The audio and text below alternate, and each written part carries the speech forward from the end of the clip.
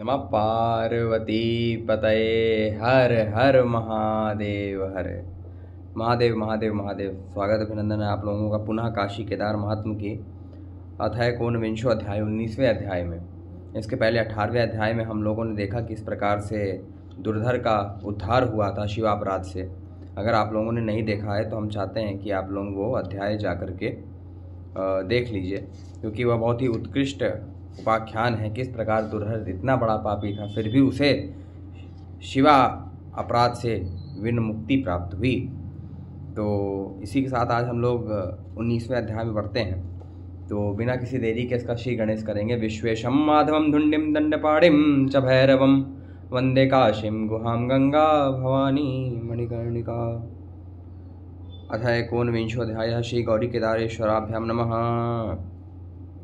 ऋषि लोग बोले, हे व्यास जी के शिष्य मैं आगन्य, आप शिव ज्ञानामृत के समुद्र हैं। केदार जी पद्मकल्प में भी काशी आए थे, पद्मकल्प में केदार जी आए थे।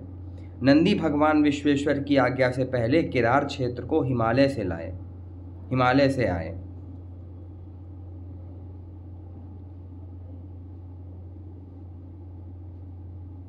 महादेव तो केदार क्षेत्र में थे, उन्हें किस कारण से ले आए? उनको लाने के कारण लोकोपकार ही था या कोई और कारण, सो हमें बतलाइए। केदार जी क्यों आए काशी में? इसका आज बहुत अद्भुत रहस्य हम लोग के सामने प्रकट हो रहा। ऐसा पूछने पर सूत जी ने उन लोगों को वह रहस्य बतलाया। सूत जी बोले, सब मुनि लोग परमेश्वर के इस रहस्य को सुनो। इसे पहले वामदेव ने सनत कुमार से कहा था और नाथ शर्मा ने अनवद्या से उसके पूछने पर कहा था। परानंद परमात्मा एक अज नित्य और अव्यय है, जिसे ना पाकर वाणी और मन के साथ लौट आती है। उस परमात्मा पर ब्रह्म को ना पाकर, अर्थात उस तक मन और वाणी नहीं पहुंची। यतो वाचो निर्वर्तन्ते प्राप्त मनसासा, वेद वाक्य, उस तक मन और वाणी नहीं पहुंचती। पहले वह अखिल जगत में व्याप्त होकर पूर्ण ठुंढे पेड़ की भांति स्तब्ध ठहरा हुआ था। ब्रह्म है यह विद्वानों को अनुमान और श्रुति से सिद्ध है, और नास्तिकों तथा दुर्बुद्धि बौद्धों के लिए नहीं है। नित्य शुद्ध बुद्ध मुक्त निराश्रय निरंजन निष्कलंक निष्क्रिय निराश्रित ने इच्छा की कि मैं बहुत हो जाऊं, एको हम बहुश्यामः।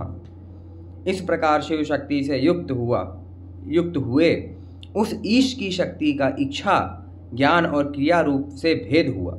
वह आत्मा एकाकी रमण नहीं करता, इसलिए आत्मा अपने साथ रमण करने के लिए दो प्रकार का हो गया। वह आदि देव सदाशिव शिव और शक्ति रूप हो गए।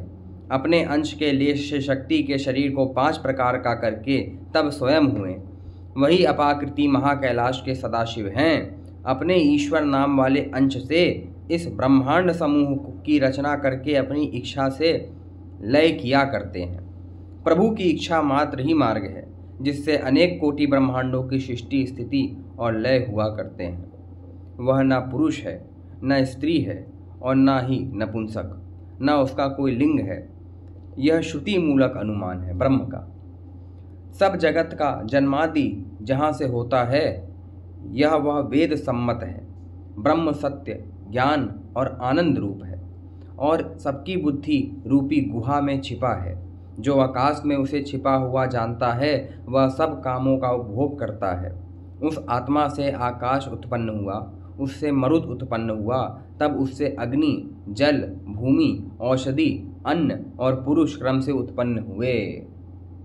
उनसे विचित्र नाम रूप वाले ब्रह्मांड उत्पन्न हुए। देव पशु मनुष्य आदि की सृष्टि अनेक प्रकार से भरी हुई है। उन ब्रह्मांडों में आत्मा स्वयं ब्रह्मादि रूप से त्रिमूर्ति हो गया। उनके लय के समय तिरोधान के लिए स्वयं ईश्वरात्मा हो गया। अनुग्रह करके फिर सृष्टि के लिए स्वयं सदाशिव हो गया। शंभु सदाशिव अनुग्रहात्मक हैं, उनकी यह लीला है। अप्राकृत महाकैलाश उनका घर है। उन्हीं की इच्छा से अनेक कोटि ब्रह्मांड का पल्ल विपल्ल हुआ करता है। ब्रह्मदेव की कल्पित वायु को पंडित लोग अंतकल्प कहते हैं।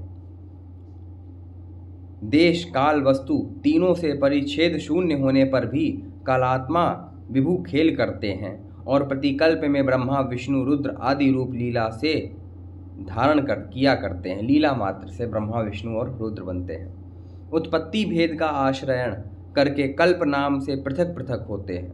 वे ही कल्प पद्म वारा आदि भेद में काल संज्ञक हैं। हर कल्प में लीला करते हैं। इसीलिए हर कल्प की कथा भी देखिए, कोई पुराण में कोई लिखा है तो कोई पुराण में किसी दूसरी कथा लिखी है, एक ही तीर्थ या एक ही देवालय की लिंग के बारे में। इस प्रकार से परमात्मा शंभु की काल भेद से सृष्टि लीला है। जैसी पहली कल्पना की थी वैसी ही कल्पना कल्प कल्प में फिर करते हैं। शंभु के अनुग्रह से वेद ब्रह्मदेवों को प्रतिभासित होते हैं और वेद का आश्रयण करके ब्रह्मादि अपने अपने कार्य में लग जाते हैं। यह परमात्मा की लीला मन वाणी के अगोचर है। यतो वाचो निर्वर्तन्ते अप्राप्त मनसा सह। पूर्व के किसी पद्मकल्प में परात्पर आत्मा काशी में लीला विनोद करने वाले विश्वेश्वर मंदिर पर गए। देवदास की कथा। कुछ दिनों तक वहाँ विहार करके फिर काशी लौट आए।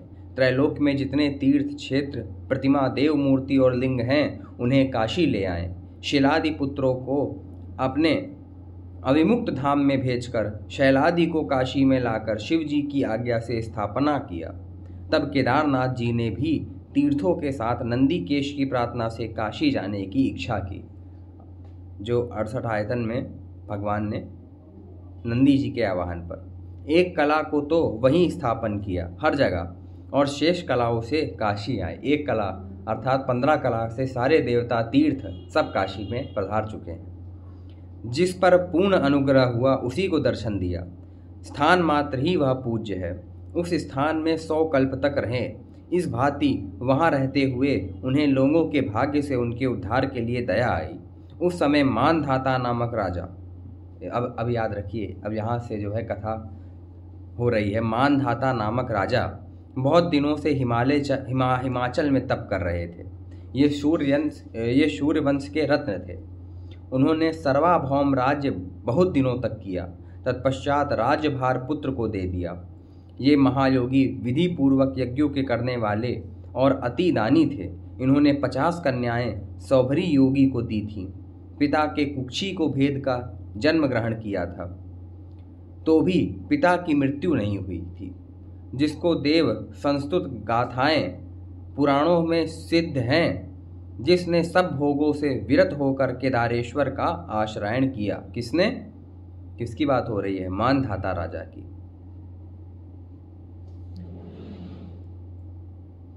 वहां बहुत दिनों तक ध्यान करते रहे और 100 युगों तक निरंतर प्रार्थना की कि आपके लिंग का मुझे यहाँ दर्शन हो। कहाँ पे? हिमाचल में।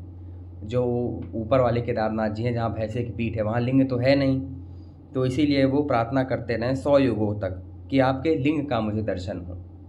तब श्रीमद् केदार नायक भगवान शंभु ने उस भक्ति शिरोमणि राजर्षि से आकाशवाणी से कहा। आकाशवाणी क्या हुई?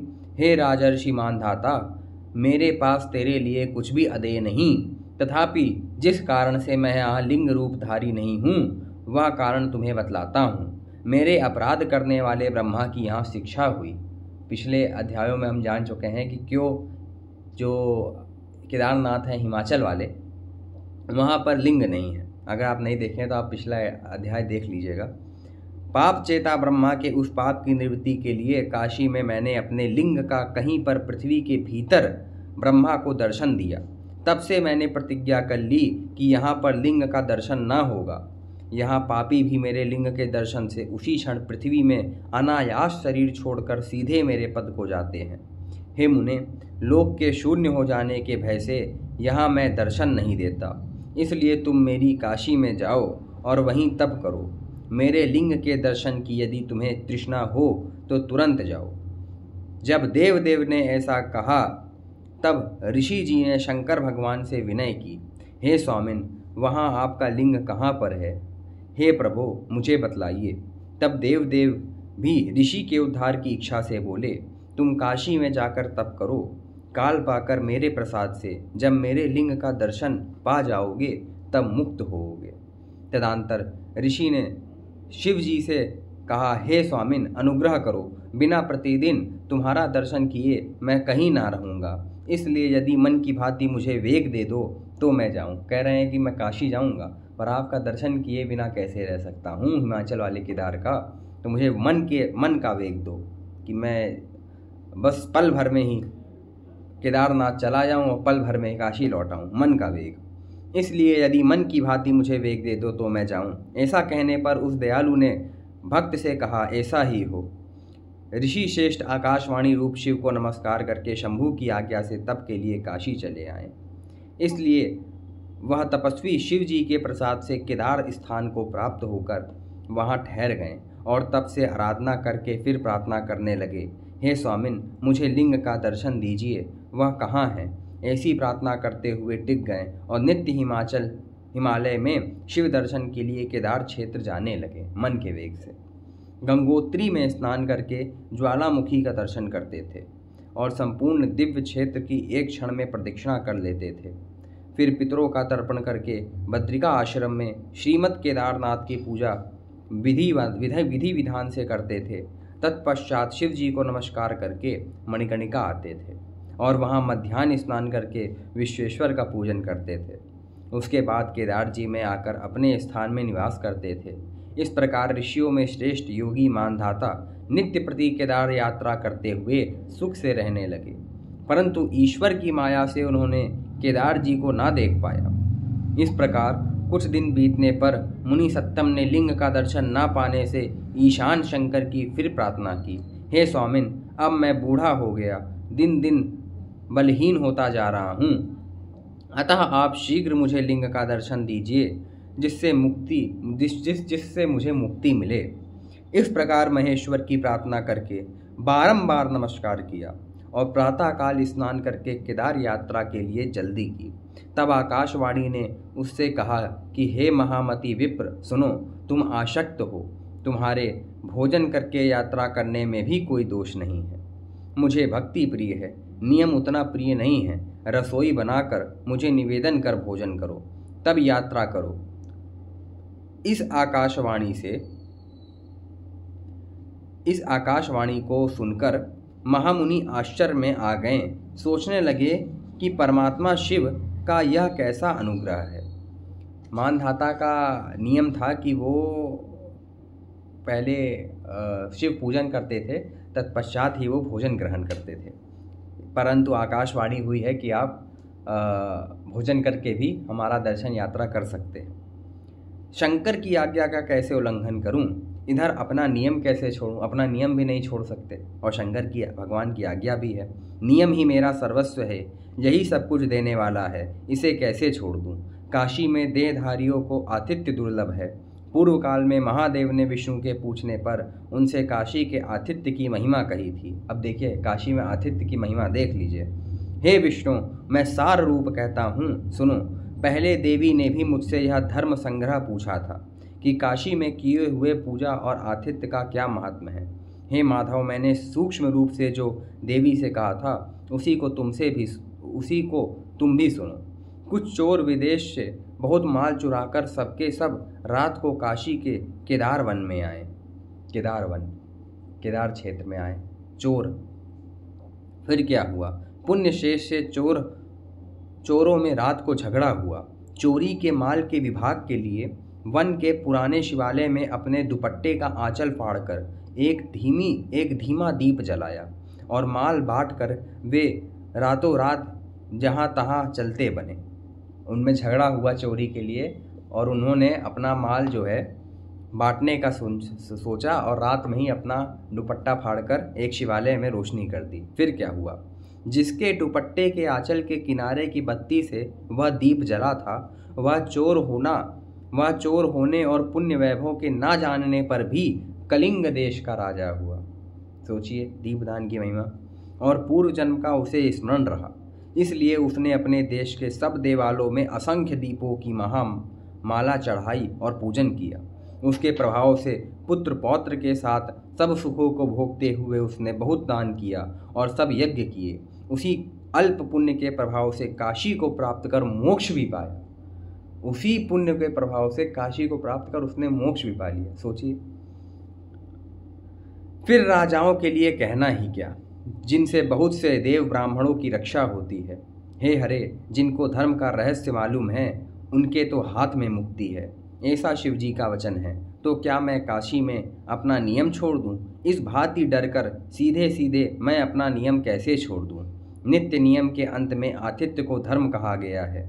हे वामदेव, तब वह ऋषि इस प्रकार से चिंता करने लगे, मेरा नित्य का नियम है कि मैं यात्रा के अंत में भोजन किया करूँगा। यात्रा के अंत में भोजन किया करूँगा। आतिथ्य पूजन के बाद ही भोजन करने से मुझे सुख मिलता है। सनत कुमार के कहे हुए मानधाता के ऐसे वृत्तांत को सुनकर हे मुनीश्वरों, अनवद्या ने अपने नाथ से पूछा, हे मेरे नाथ, हे दया सिंधु, काशी में धर्म करने वालों का फल और जन को तारने वाला धर्म रहस्य क्या है? अब देखिए, वह मुझसे कहो, और मानधाता ने जो नियम कर रखा था वह भी मुझसे कहो। नाथ शर्मा ने कहा, हे देवी, मैं काशी का धर्म रहस्य कहता हूँ, इसे ध्यानपूर्वक सुनो। यहाँ किया गया थोड़ा सा भी धर्म महामेरु के समान हो जाता है, इसमें संशय नहीं। ब्राह्मणादि वर्ण, चंडाल, पुलकश तक अनुलोम विलोम जाति, मलेच्छ हुए और यौवन जो कोई जाने या बिना जाने थोड़ा भी धर्म करता है वह धर्म अमोघ हो जाता है, चाहे कोई भी करे। एक चुल्लू जल, एक बेलपत्र, थोड़े से जल चावल और अपने अपने वित्त के अनुसार किया हुआ दान, दुर्वा पत्र और फूल शिवार्पण करने से अमोघ हो जाता है। गो, भूमि, तिल, स्वर्ण, हाथी, घोड़ा, रथादि से पूर्ण धन धान्य, वस्त्र, भूषण वाले गृह और गंगा के किनारे में सीढ़ी वाले मठ, मंदिर आदि काशी में जो खोल कर बनवाते हैं उनके पुण्य को मैं कहता हूँ। यह ईश्वर का कहा हुआ सत्य है। वे लोग स्वर्ग से लेकर शिवलोक तक का सुख बहुत काल भोग कर क्रमशः पुनरावृत्ति रहित मोक्ष प्रद को प्राप्त होते हैं। काशी में तो देवालय, ताड़ागी, सरोवर का उद्धार कराना बहुत बड़ा पुण्य है ही, उससे तो काशी में किए हुए पाप भी नष्ट होते हैं। जिन लोगों ने थोड़ा सा भी पुण्य काशी में कमाया वे उस पुण्य के बल से पृथ्वी में फिर उत्पन्न नहीं होते।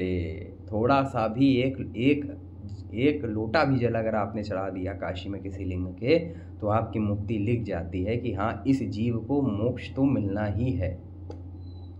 ये प्रभाव है। इसीलिए देवता भी, अच्छा देखिए इसमें लिखा है, स्वर्गादि पुण्य भोग से लेकर ब्रह्मलोक और शिवलोक के सुख को क्रम से भोगते हुए अंत में शिवपद को प्राप्त होते हैं। हे देवी, मैं काशी में पुण्य करने का रहस्य कहता हूँ, सुनो। देवता, मुनिंद्र और राजा लोग प्रतिदिन चाहा करते हैं कि पृथ्वी पर काशी में हमको धर्म कब प्राप्त होगा। इंद्रादि देवता भी चाहते हैं कि काशी में धर्म प्राप्त हो जाए जिससे हमारा मोक्ष हो, क्योंकि स्वर्ग का वैभव तो एक दिन क्षणिक है। छीणे पुण्य जैसे ही क्षीण हुआ पुण्य वैसे ही ढकेल दिए जाएंगे यहाँ पे। इसीलिए वो चाहते हैं कि काशी में कुछ पुण्य प्राप्त हो जाए जिससे हमारी मोक्ष अटल हो जाए, हमारा मोक्ष कन्फर्म हो जाए। ऐसा ही सदा उन लोगों की स्पृहा रहती है। अब शंकर की आज्ञा भी सुनो। काशी में अन्न देने वालों के एक एक कण के विषय में बहुत सुंदर वृतांत है यहाँ पे अन्नदान का। क्या? एक एक कण के विषय में देवी के साथ शंकर चिंता करते हैं। शंकर जी क्यों चिंता करते हैं? कि पहले कण का फल तो मैं धर्म दे दूंगा। जो कोई अन्नदान करता है काशी में, शंकर कह रहे हैं भगवान विश्वनाथ कि पहले कण का फल तो मैं उसे धर्म दे दूंगा और दूसरे के बदले में अर्थ दे दूंगा, काम दे दूंगा और मोक्ष भी दे दूंगा। चार अन्न हो गया, चारों पुरुषार्थ मैंने दे डाला। इस प्रकार चारों कणों का बदला तो चुका दूंगा, लेकिन शेष कणों के लिए क्या दूं, ऐसी प्रतिदिन चिंता किया करते हैं विश्वनाथ। ये अन्नदान की महिमा है काशी में, सोचिए। और उसमें भी केदार क्षेत्र में तो क्या ही बात है। हे देवी, ऐसा काशी का प्रभाव है। हे देवी, बहुत कहने से क्या, कलयुग में चारों फलों को देने वाली भूमि काशी को छोड़कर जगत में दूसरी नहीं है, इसमें संदेह नहीं। नाथ शर्मा बोले, काशी की ऐसी धर्म प्रधानता का मन में स्मरण करके और शिव जी की आज्ञा का स्मरण करके कि भोजन के बाद यात्रा करो, मानधाता संशय में पड़ गए और सोचने लगे कि मैं क्या करूं, नियम और शिव जी की वाणी में से किसको धर्म मानूं। अब काशी में रहने वाले शंकर के महाभक्तों से पूछकर काम करूं। वे सर्वज्ञ हैं, शिव जी के अत्यंत भक्त हैं और सब प्राणियों पर उनकी दया रहती है। उनसे पूछूं कि किस उपाय से नियम ना भंग हो। और फिर शंकर की आज्ञा भी उन्हें सुनाऊंगा कि इस प्रकार से आकाशवाणी हुई है। नित्य केदार यात्रा करने का मेरा दृढ़ व्रत है। पहले केदारनाथ की पूजा करके तब तीर्थ यात्रा करनी, फिर काशी आकर मणिकर्णिका में स्नान करना, नित्य यात्रा आदि करके विश्वेश्वर आदि को नमस्कार करना, उसके बाद प्राचीन मणिकर्णिका में नहाना, फिर विधि विधान के साथ केदारनाथ का पूजन करना, भिक्षुकों को भिक्षा देकर आतिथ्य को तृप्त करना, तत्पश्चात भोजन करना, यह नियम है। मानधाता का इतना दृढ़ नियम था। पहले जाते थे हिमाचल, वहाँ केदारनाथ की पूजा करते थे, तत्पश्चात आते थे मणिकर्णिका, यहाँ मध्याह्न में स्नान करके विश्वेश्वर का पूजन करते थे, फिर प्राचीन मणिकर्णिका में जाके स्नान करके केदारनाथ का विधि विधान से पूजन करने के पश्चात भिक्षुकों को अन्न देकर तृप्त करके फिर आतिथ्य सत्कार करने के बाद ही वह भोजन ग्रहण करते थे। ये नियम था। वाह!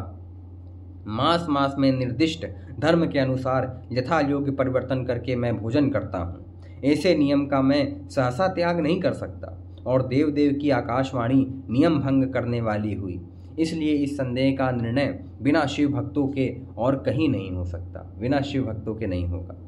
ऐसा विचार करके योगी मानधाता ने शंकर के प्यारे मुनियों के पास जाकर पृथक पृथक प्रणाम किया।